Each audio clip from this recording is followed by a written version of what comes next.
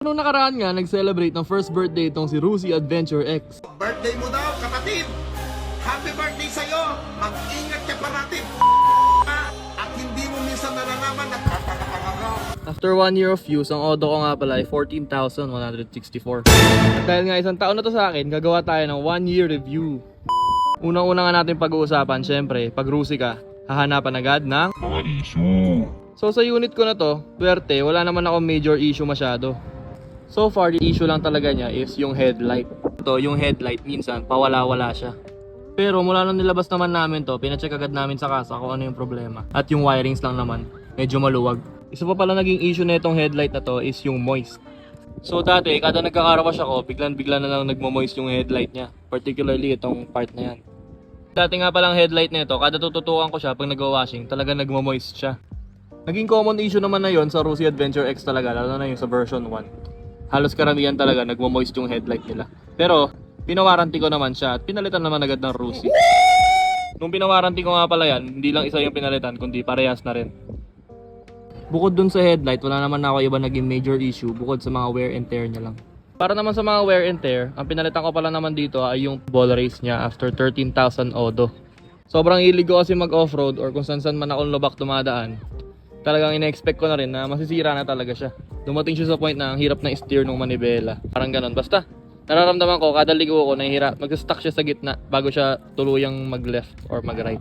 Para naman sa panggilid natin, ang pinalitan ko pala dyan ay yung bola na nagpalit ako ng 4S1M na brand, 10 grams. Pang Vespa Primavera. Center spring, 1-2 RPM, pang NMAX naman siya. Pinaregroove ko na nga rin pala yung bell natin para mawala yung dragging.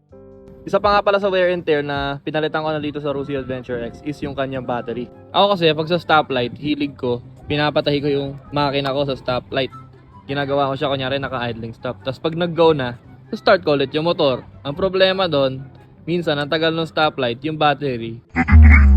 So after 9,000 odo, kailangan ko na siyang palitan talaga. Wala na akong choice. Talaga nag-dead watt na siya eh. So, nung pinalitan ko, okay naman na ulit siya hanggang ngayon, 14k odo, okay naman yung battery. Okay naman yung stock battery natin. Yung iba naka-stock battery pa rin naman kahit ilang libo na yung odo, okay pa rin naman. Huwag nyo nang gagawin yung ginagawa ko. Hingot lang ako talaga. Pag-usapan na naman natin yung gas consumption niya. So after 14,000 odo, ang pinaka-gas consumption nito sa city riding, base sa experience ko, is nasa around 28 to 32 km per liter. May kasama ng angkas yan, tsaka top box na napakabigat. Di lang kita yung top box ko ngayon kasi tinatanggal ko yan minsan pag mag-isa lang ako. Pag long ride naman, ang pinaka-consumption niya sa long ride is 38 to 42 km per liter. Tested ko na yan. Kasi kung saan na rin naman napunta tong motor na to eh. Dami ko na rin long ride dyan, mga loop, kung saan. So kahit saan ko nga ito dalhin, di naman niya ako binibigyan ng sakit sa ulo. Never naman niya akong pinahiya. Nakasabay naman siya sa mga arangkada kahit anong motor yung kasama ko, hindi naman siya naiiwan. Kahit mabigat ako, mabigat yung angkas, mabigat yung top box, mabigat yung laman ng box. Kahit ang dami na accessories na nakalagay, hindi naman siya naiiwan. Sumasabay naman siya. Ngayon, pag-usapan naman natin yung mga upgrades natin dito kay Rusi Adventure X. So, napakahabang listahan nito. Mula nga nung binili tong motor na to, ang pinakauna ko in-upgrade talaga ay itong side mirror. Blue lens yan na Makoto na Street King. At ang sumunod na in-upgrade ko naman ay itong top box bracket na pang ADV 150. Next ay itong cellphone holder ni Moto Wolf. Version 4 yata to sa pagkakaalam ko. Mas gusto ko kasi yung ganito, mas secure kasi siya. Talagang hawak niya yung buong cellphone ko. Wala akong pangamba na baka mahulog bigla ganun pag hindi ko nahigpitan masyado tulad dun sa version 3. Minsan kasi nakakalimutan ko higpitan, nahuhulog bigla yung phone ko. Ang susunod na nilagay ko nga pala dito sa Rusi Adventure X ay itong ADV 160 half crash guard.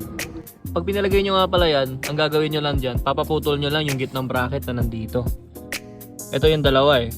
So, meron pa isang bracket yan dito na ipapaputol nyo para maging plug and play lang siya. Problema kasi yung isang bracket dito, umaabot siya dito sa pa-curve natin. So, hindi talaga siya compatible.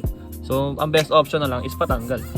Pwede nyo rin ipalagay ulit yon, tapos ipa-adjust nyo lang dito. Pero, ako pinatanggal ko na lang eh, para hindi na rin hassle. Okay naman yan, kahit dalawa lang yung bracket. Ilang beses na rin naman na natomba to. Hindi naman siya na-damage, hindi naman siya na basta-bastang bumibigay. Kahit mabigat yung motor. So, okay naman yung dalawa lang. After nga pala niyang crash guard, sinabay ko na rin itong Mofax na laser gun. 80 watts nga pala to na MDL. Itong Mofax nga pala na to, kahit napakamura, sobrang lakas ng buga ng ilaw niyan. Talagang hindi kayo ipapahiyan yan, lalo na sa mga rides na sobrang dilim ng paligid. Talagang Parang dala-dala mo yung poste ng Meralco dyan eh. Yung sunod nga pala na nilagay ko dito ay itong brake lever guard na pang AGV 160. Itong brake lever guard na to, nilagay ko lang talaga yan para magmukhang macho siya lalo. Tignan nyo. Bagay na bagay kasi siya dyan. Next ay ito nga palang tuka na meron naman na akong tutorial niyan, panoorin nyo na lang kung paano nilagay. Pero yung tuka na yan, nagbibigay siya ng mas magandang mukha sa Rusi Adventure X. Tignan nyo naman. So yung next nga pala ay itong windshield bracket na pang ADV 160 din yung sukat. Itong windshield bracket nga to, nilagay ko lang yan dyan. Ang pinaka-purpose kasi yan is para malagay ko ito. Yan. Diyan kasi ako minsan naglalagay ng cellphone holder. Bale dalawa kasi yung pinaka lalagyan ko ng cellphone holder. Pero isa lang yung cellphone holder ko. So minsan, pag long ride, ito, nililipat ko lang siya dito. Tapos tinitilt ko siya na pang ganyan. Para magmukha siyang isa pang panel sa motor ko. So kung mapapansin nyo nga, wala na rin palang sticker tong Rusi Adventure X ko. Hindi rin kasi talaga ako mahilig sa mga sticker. Ang hilig ko lang kasi talaga is yung emblem. Kaya nung tinanggal ko nga yung mga sticker, sinalpakan ko agad siya ng custom emblem dyan sa gilid. Bali sa mga nagbabalak nga pala magtanggal na sticker, mapapansin nyo, meron pa ring outline na matitira talaga dyan. Wala na tayong magagawa. Ito kasi yung paint natin, parang naka-top coat na talaga siya. So pag tinanggal nyo yung sticker, talagang mag-iiwan siya ng outline na ganyan. Siyempre yung mga ganung bagay, huwag mo na lang pansinin kasi kapag malayo, di naman napapansin, no? Doon tayo sa ano lang, sa positive side lang tayo lagi, guys. Ayun, marami pa namang upgrade dito na hindi ko na ililista kasi mga minor upgrade na lang naman na yung mga yon. Hindi naman na siya yung sobrang halaga, more on kaartehan ko lang din. Sa performance naman ng stock shock, okay naman siya sa akin. Pag mas malambot siya lalo pag merong angkas talaga. So nung nakaraan nga lang, kaka-adjust ko na sa kanya, binabaan ko siya ng isang level. Nung halos for 1 year kasi dito talaga siya nakalagay. Last week ko lang siya binabaan dyan para lang matesting ko kung ano yung performance niya kasi bala ko na rin talaga magpalit ng aftermarket na shock. Itong pipe ko naman, all stock pa rin naman yan bukod dito.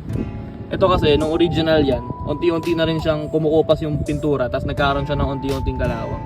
So ginawa ko, pininturahan ko siya ng glossy black na high temp na Boston. Sobrang dami nga pala napuntahan na itong Rusi Adventure X na to, mga loop. Tulad na lang ng Taal Loop nung ginawa namin noong December, Batman Loop na ilang beses ko na rin nagawa. Pero ang pinakamadalas na biyahe talaga nito madalas is sa Marilaki. Lagi yan nasa Marilaki. Kung saan yan napupunta sa Marilaki, ewan ko kung ba't lagi nandyan yan. Ewan ko rin ba't tinatanong ko, ako naman yung driver. So ayun, after 1 year, masasabi ko, satisfied naman ako sa performance na itong Rusi Adventure X para sa presyo niya. Siguro isang point for improvement ko dito sa Rusi Adventure X is yung pinaka gas consumption niya. Okay naman siya, matipid naman siya, pero syempre dun tayo sa practical, gusto pa rin natin mas matipid. Kaya naman natin patipirin to, titimplahan lang natin yun ng tama yung panggilid niya. Okay naman siya sa akin, wala namang problema. Ito nga palang upuan ko, stock pa rin naman yan, pinalitan ko lang siya ng seat cover. Actually hindi ko siya pinalitan, pinatungan lang siya. Kasi yung upuan natin, yung seat cover nun, nakadikit na yung foam eh. So pag tinanggal mo yung seat cover, sumasama yung foam. So pinagawa ko na lang, pinapatungan ko. Fit pa rin naman siya, okay pa rin naman siya tignan, maganda pa rin siya. So wala namang problema. So yun, ang masasabi ko lang, sobrang sulit na itong Rusi Adventure X. Talagang hindi ko niya ipapahiya. Sobrang pogi na ng looks, sobrang okay ang performance. Talagang okay siya eh. Smooth, cruise ko tignan, sobrang komportable i-drive. Talagang nandito na lahat eh. Kahit may backride ka, maramdaman nila, ay yung lambot. Lambot ng shock, ang lambot ng upuan. Talagang okay ito eh. So overall ratings ko dito sa Rusi Adventure X is 9/10. Talagang satisfied ako dito. Wala na ako ibang hahanapin pa. At dahil satisfied ako sa performance mo, bibigyan kita ng Monza.